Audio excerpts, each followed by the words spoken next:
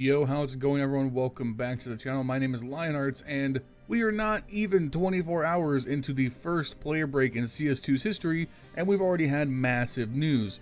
There have been two massive roster shakeups already, with Team Liquid announcing that Cadian would be heading to the bench, and they are currently trying to sell off Skullz to Furia.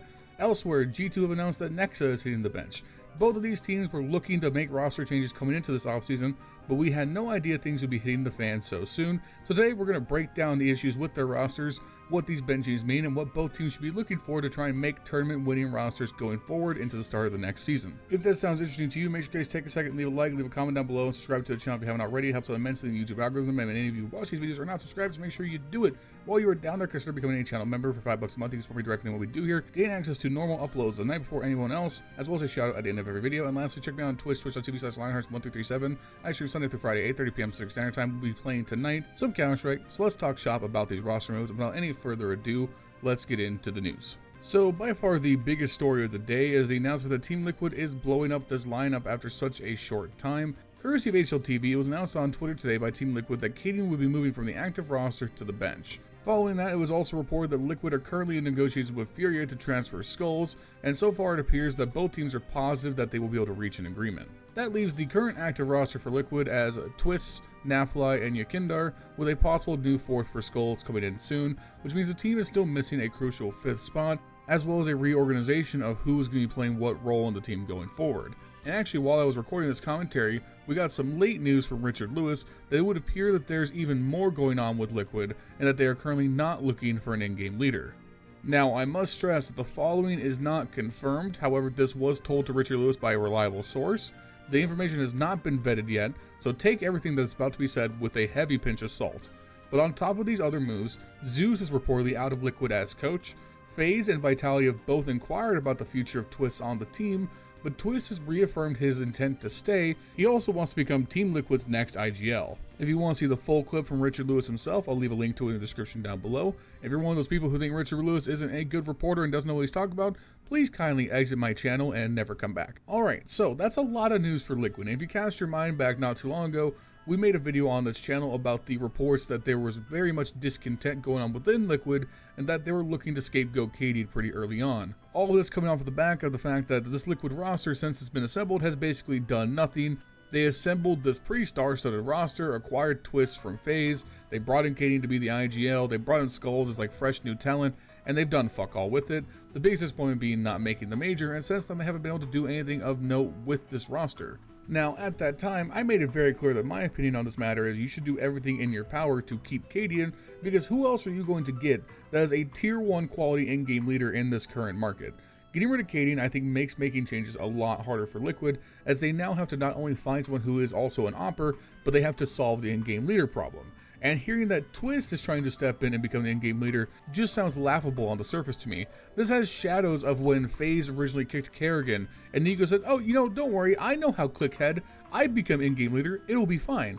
And it turns out, things were not going to be fine. Could Twistz turn out to be a good in-game leader at some point in his life? Sure, but he is a young superstar talent, and having him also have to focus on running the team seems like a huge mistake. I do not like the idea that Twistz is trying to insist himself as the in-game leader for this team. I do not like that they've benched Cadian, because what are you guys going to do going past this? Because, and I'm going to take some assumptions here, so once again, take this with a grain of salt. My guess is that this Skullz to Furia move is not going to be some kind of player swap. Yeah, KSRado may be coming into the market, but I doubt Furia is going to let him go for Skullz, and if they are going to let him go, this is going to be for a significant amount of money. So it's not like Liquid are really in the running to get KSRado in a 1-for-1 trade. That just seems illogical to me. So you're losing Skullz to Furia, you now have to fill in 2 roster slots, you have to bed in Twistz as a first-time in-game leader, all the while you still have the problems of Yakindar struggling as the entry fragger. So who are you going to get to fill this team in the current market? My first thought for both Liquid and G2 is that BlameF on Fnatic stands out as a player who is a top 20 player for several years and fits the bill for both teams as this third star lurker that could be a big difference maker in the overall power of the lineup. For Liquid especially, you would be adding somebody who also has chomps as an in-game leader, is known to be a great secondary caller, and can help you guys out in the mid-game. So I think BlameF is kind of a no-brainer, especially because he's on a deadbeat-ass Fnatic team that's never going to do anything. BlameF clearly wants to win. He wants to be on a team that's going to compete. And Fnatic is not going to give him that. But beyond that, what are Liquid looking to do here? What kind of buyouts are they willing to give for someone who's going to be that like third star or the support player that the team needs? This just reeks of a dead roster to me, because I just don't see how you're going to have to incorporate 2 new players, and Twistz is going to have to adjust the in-game leader style, and all of that is going to work out the gate. Because if you're Liquid, you should be trying to assemble a roster that's going to win tournaments right out the gate. The top 10 is by no means secure. You guys can compete for titles in this current environment if you build the right roster. So why, coming out of the player break with 1 month of time to prep, are you guys trying to make this many broad sweeping changes all at once? It just all seems so suspect. Now, as for Cadian, I really don't think he's going to struggle to find offers for new teams. It's just the question is he going to find the spot in a team that's really tournament ready? Because I do think he comes with some conflict in terms of the roles he's going to play. When I look at the best teams in the world right now, they're all headed up with some of the best opping talent in the scene. Think about Spirit with Shiro, Navi with Wonderful, obviously players like m0NESY and ZywOo with G2 and Vitality respectively. I love what Cadian brings to the table in terms of an actual in-game leader, but my problem is I feel like if you're going to be deep in tournaments, he's going to start to get hunted by just the better opping presences on other top teams. If anything, I think Cadian's at the point in his career where he needs to be ready to start making some more compromise, playing the rifle more, or moving more towards a secondary opping role instead of trying to be the primary number 1 opper. Because again, that role is just so tough to make a reality. We've seen kind of this honeymoon period with teams like Astralis so far, where when it's working and Device is able to set himself up with the op in hand and call, yeah, Astralis can look pretty good, but that's a lot of resources invested into one person who also has to micromanage the team at the same time. So when they start to slip up, what's going to slip? The op impact or the calling? It feels like it's better in terms of just role compression to have your opper be a traditional star player while your in-game leader is a separate entity on the map. Regardless, I'm sure a team is going to want to pick him up immediately. He's not going to stay a free agent for very long. It sucks that Liquid didn't work out. I really think this roster had a lot of potential, and I think they're jumping the gun here. I think Twistz to IGL is a very confusing move if that does get confirmed, and the future for Liquid is very, very muddled. We'll see what happens over the next few weeks. In much less complicated news, we have G2 making the move to send Nexa to the bench. I think this makes a lot of sense. I think Nexa or HooXi were on the chopping block coming out of this season.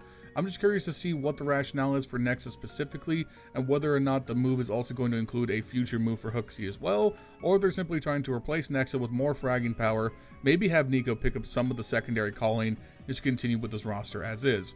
This was certainly an underwhelming season for G2, especially with m0NESY's rise to become the #1 player in the world. He was truly transcendent in the back half of this season at the last few events they played. NiKo managed to find some of his form early on in this year and has maintained it all throughout. And very confusingly, obviously, G2 capped off this season by winning at IEM Dallas with a stand-in, and then immediately bombing out at Blast Spring Finals with a stand-in once again. Now, I'm not sure who they're going to get for Nexa, or whether this is going to be the last move they make, so I want to speculate a little bit. This is what I would do if I was in charge of G2, alright? Let me cook for a minute, as the kids say. I would bench and move Nexa and HooXi for another support player and a third fragging element. I would keep the rest of the roster the same. I think Hunter works well with NiKo and he has his moments, and obviously m0NESY and NiKo are cash money, so I wouldn't touch them whatsoever. I would make the move to part ways with Taz, or have Taz move to a secondary coaching role, move HooXi to the primary coach, make NiKo the new in-game leader, and then fill in the roster as mentioned previously. Now, my thought process behind this is this. When we went to Dallas, the in-game calling from NiKo really wasn't that bad. He was able to set himself up and m0NESY for success, and honestly, he made some good mid-round reads. This is not NiKo Sports, this is not the NiKo at FaZe, this is a much more mature, much more mellow version of NiKo, and I think as he's gotten older, he's gotten a better veteran presence for the game. And with HooXi, he was able to put together some pretty good strats over the phone while HooXi was busy at his wedding or whatever. So move HooXi to the coach, because I think he's got a great mind for the game, he just doesn't know how to click heads. Get replacements for Nexa and him so you have more fragging, more support, and then you bump up and make m0NESY and NiKo the highlights of this team. You make them the things you need to succeed. You build around them and see how NiKo works out as an in-game leader. I don't think that's a bad idea whatsoever at this point for anyone's career in this team. Other than that, as I've already speculated, I think the move to find a new in-game leader in this current climate is tough, which is probably why they want to try and keep HooXi. I think finding a replacement for Nexa seems relatively easy. You just want someone who can do more than he did with a rifle in his hands. BlameF. Anyways, that's just my thoughts on this recent news. Had to make sure to get this out to you guys. I think it's very interesting that both these teams are choosing to make their roster moves right away and not waste any time. I think you can make an argument that both teams could have held firm and let things play out a little bit longer. So let's see what they do with a few more weeks of time, who they're going to replace these now missing holes in their teams. and for that matter, what other roster shakeups are going to happen in the next few days and weeks, because we're by no means done. It's Rostermania, baby. There's going to be a lot of teams out there looking to make shakeups, and as they do, I'll be here on the channel covering it as soon as I can. So make sure you guys like, comment, subscribe, all that good stuff. Thank you for watching. Shout out to my channel members, Justin, Jesse, Furley, Bubblesj. Thank you guys for supporting me directly. You can look at the description down below if you want to support me directly as well. Follow me on Twitch, all that good stuff, and I'm out.